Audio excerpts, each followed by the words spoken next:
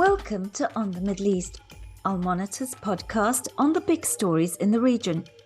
My name is Amran Zaman, and with all eyes on Turkey's watershed elections on May 14th, I'll be looking at how the campaign is unfolding in the majority Kurdish southeast region.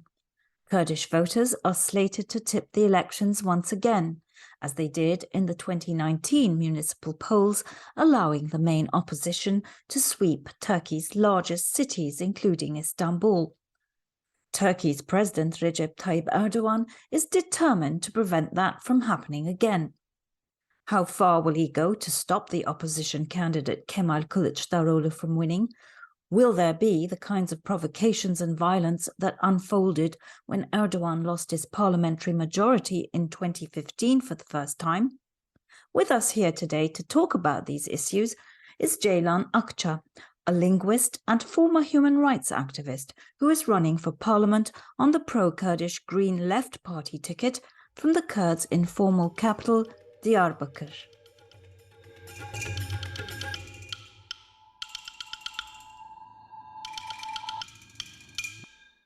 So welcome to our program, dear Ceylan. It's great to have you with us here today. Thanks for having me, Amberi.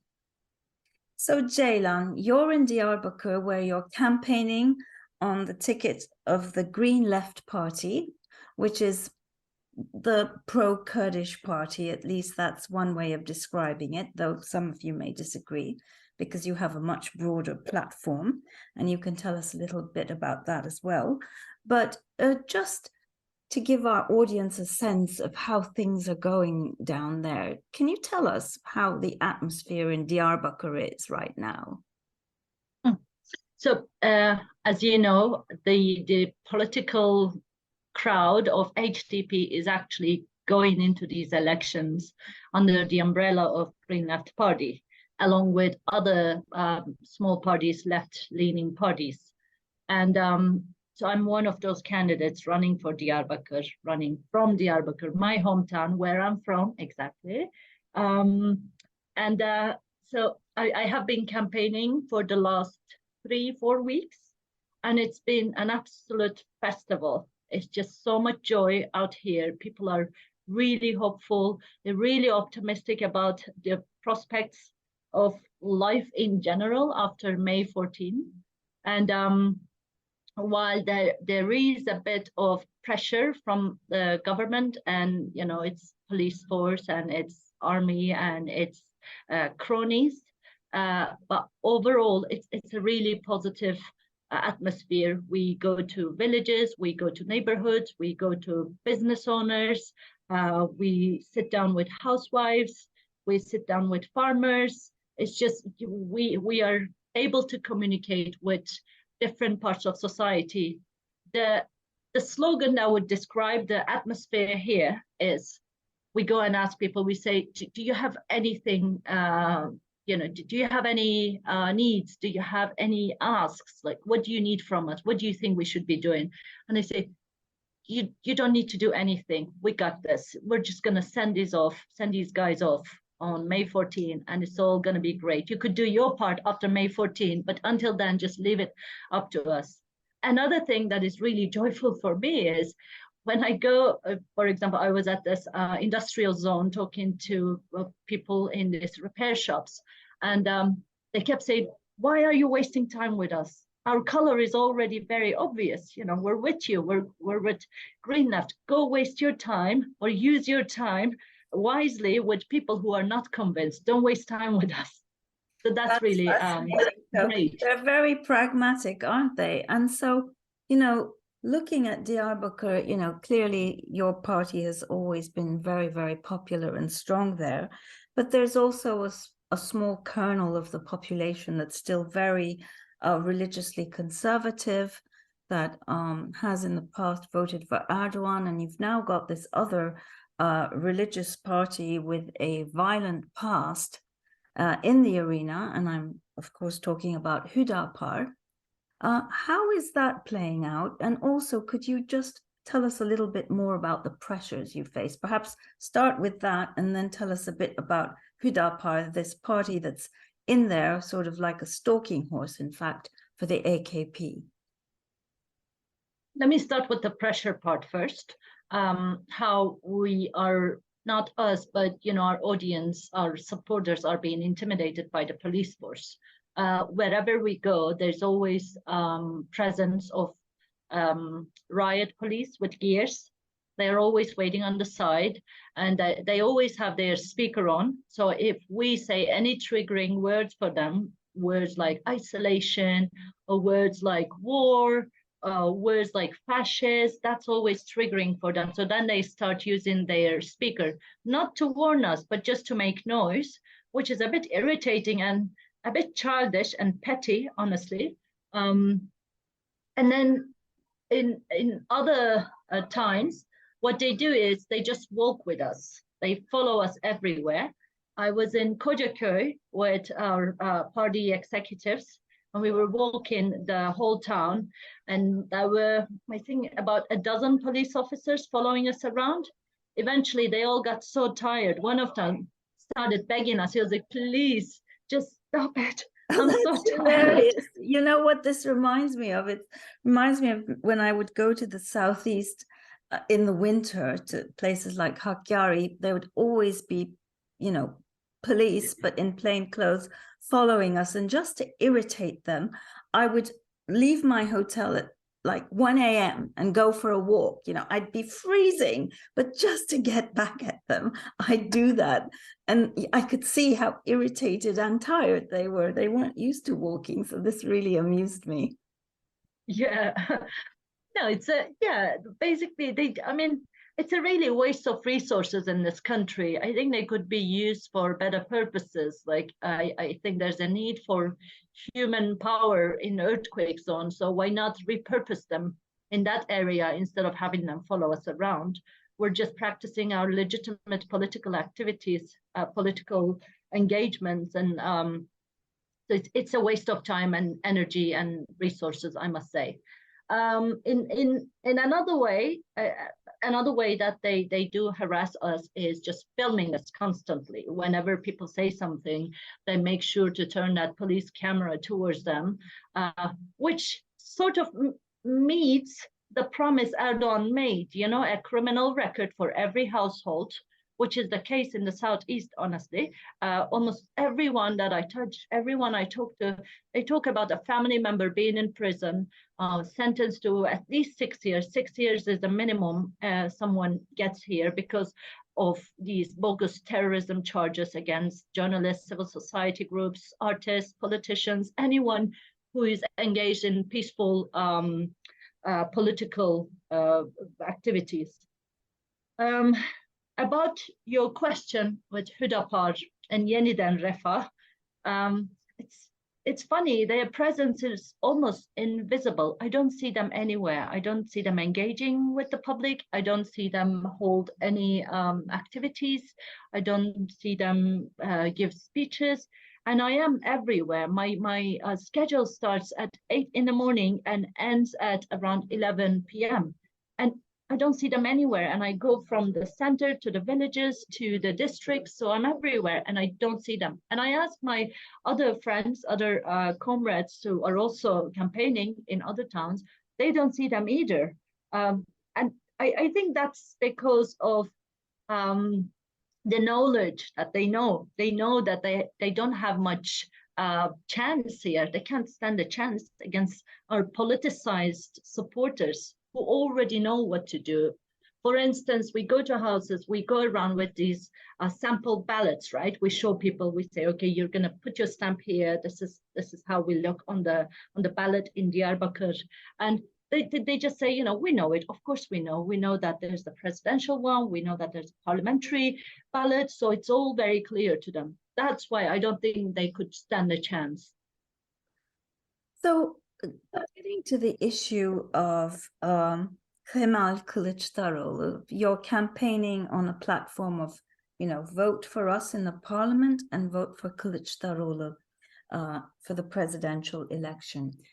How excited are the Kurds about Kemal Kılıçdaroğlu? We know that he has ethnic Kurdish roots.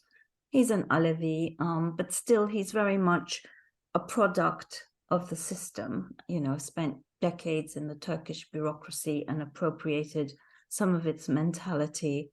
Are you able to, are you confident that people will heed your call to vote for him in sufficient numbers? Before that, I'd like to stress how critical our party's role is here, because the Erdogan government and the general political, I don't know how to describe this one, because it's the state policy was to push this country into a two-party system. So it would be, almost like the US system, honestly. And so they were expecting to have a Turkish opposition, a majority Turkish opposition, and then a right-wing conservative government. And they were hoping to run the country like this for decades. However, our party is presenting a third way here.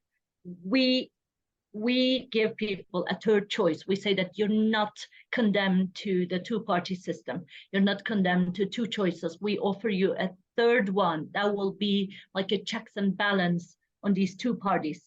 We're going to make sure we're going to go to the parliament so strong that both parties will rely on us to make any sort of decision, any sort of long-lasting, sustainable decision. They will have to rely on us. And that's where our support for Kemal Kılıçdaroğlu comes, our third way policy, our third way, the hope for people. And our people, they do not have a specific love for Mr. Kılıçdaroğlu. It's not that they love what Kılıçdaroğlu is doing or what he's saying. It's that they want to make sure Erdogan loses. Just as we said in 2015, that will not make you president. And this time we're saying, we're going to make you lose. You're going to lose. And it's going to be because of us. That's the third way policy of our party. Yes, well, I'm glad you mentioned 2015. And yes, that's when Erdogan lost his parliamentary majority for the first time, precisely because of the HDP and Selahattin Demirtaş's brilliant campaign that won over so many non-Kurds. Yeah, that was quite extraordinary. But then we saw what Erdogan did. He played really dirty, and he basically didn't allow a coalition to emerge and forced a new election. And in the interim, we saw the horrible violence. Are you concerned about violence? We know definitely that Kılıçdaroğlu is. We saw what happened in Erzurum yesterday with crowds pelting the Istanbul mayor with rocks, and we're in the last stretch here, and I mean, we all really fear that things could get worse. And more often than not, it's the Kurds who bear the brunt of it. What sort of violence do you fear that may be out there, and what can you do to prevent it? Yeah, I think this is part of the psychological warfare. From changing your jacket as a president, wearing his Air Force jacket and putting his Ray-Ban glasses and bracing himself as if he's going to war. I think this is all part of the psychological warfare. Barking scares people more than biting. And I think that's a lot of barking so far. And I love dogs, and I apologize to all the dogs for using that as an example. Well, I'm glad you said that, because I have two dogs who I adore, simply adore.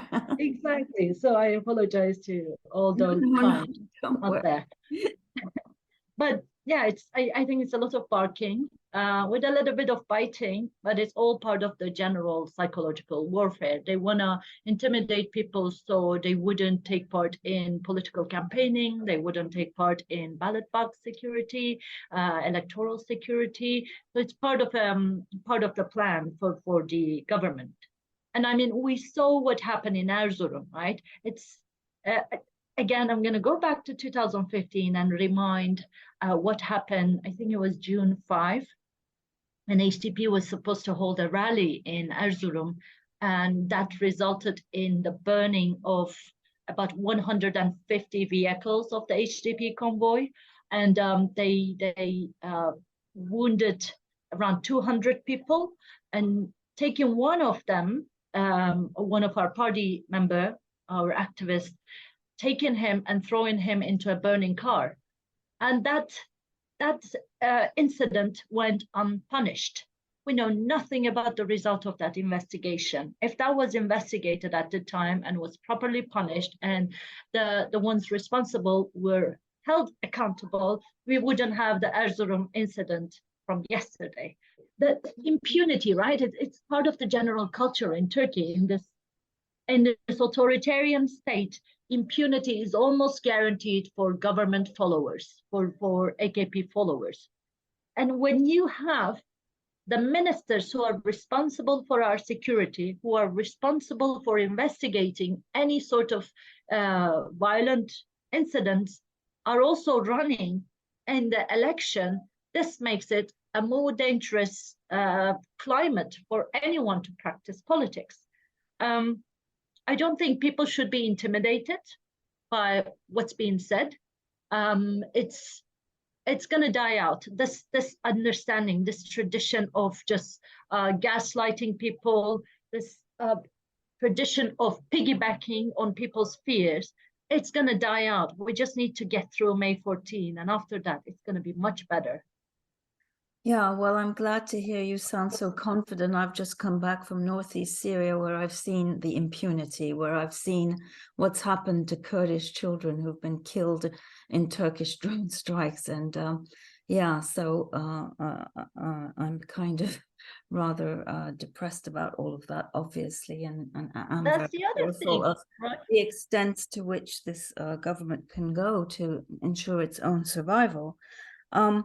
Moving on to electoral security, because that's another big issue. What are you guys doing to sort of make sure that no cheating goes on? Because there's especially the concern in rural areas and with the gendarme and everything, and we have experienced this before, of ballot stuffing, of intimidation.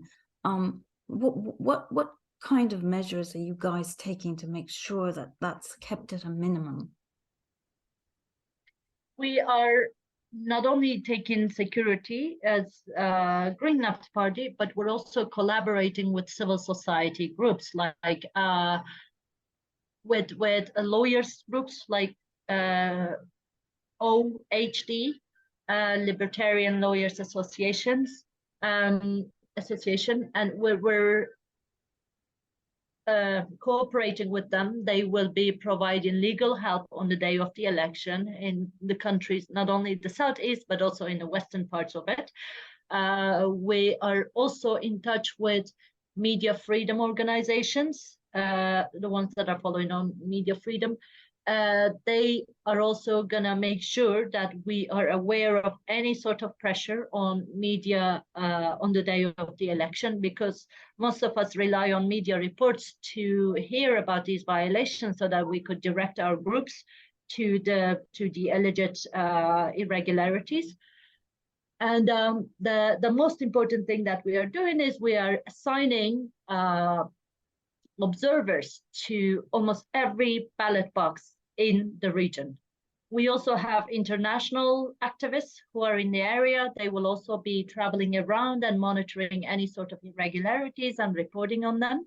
And if I'm not mistaken, even though I have not seen them yet, but I think OSCE has also commissioned some delegations to monitor the elections in this part of the country. So we are very well prepared.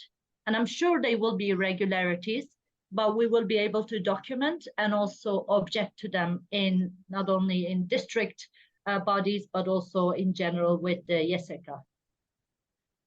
So getting back to some of the sort of, brainwashing tactics or muddying the water tactics of the AKP, there's this sort of rumor floating around, or not a rumor, in fact, I mean, Selahattin Demirtas said it was going on, that the government is sending people to actually probably Hakan Fidan, right, the head of MIT, to talk to Abdullah Öcalan and somehow secure his backing. What that actually means, we don't really know. Does it mean just telling the Kurds to not vote for the opposition rather than to come out and vote for the AKP, which is, unthinkable? We don't know exactly what's going on. And it's pretty clear that Öcalan's not playing along, but the impact of this can be that some Kurds may think, oh gosh, so maybe there's a chance that we can go back to the peace talks. Maybe it's best that Erdogan stays in power because, after all, let's admit it, he's the one who sat down with the PKK for the first time in 2008-9, and then again with Öcalan directly in 2012-13. Isn't there a risk that somehow that seed can be planted in some people's minds? Because they have no experience, after all, of the CHP, of the opposition. And then there's, of course, people like Akşener, whose, attitude towards the Kurds is like pretty unpalatable to most Kurds. Isn't that a bit of a risk for you guys as you campaign? And is that something you have to address when you're campaigning? I think the Kurdish people, in particular, have understood that a peace process cannot be done with Erdogan or his AKP. There has been too much blood under the bridge. Therefore, I don't see any chance of us sitting down, us as in the Kurdish political movement, sitting down with Erdogan or the AKP and talk about any sort of peace, not after what happened in this part of the country after 2015, not after what happened in Syria, in Kurdish towns, where actions that UN describes as genocide were committed, not after war crimes were committed in Kurdish towns, not just in the Turkish part, but also in the Syria part. So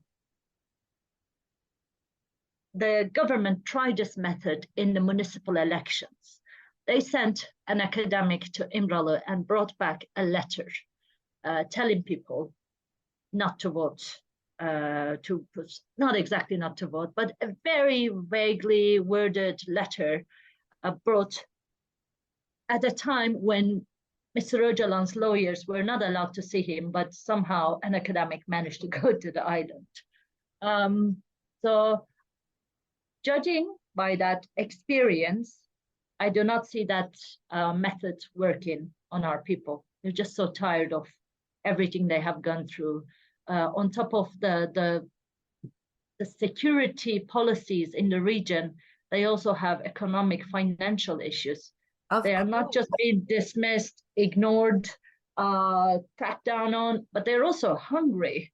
They're suffering financially. So it's at a time when enough is enough. There's not more than that. It just can't. People think it can't get worse than that. And when we talk to them, they say, what's the next thing he could do? He could kill us, and that's all we have left now, our lives. That's what he could take, because he has taken our freedoms, he has taken our money. The next thing is our life.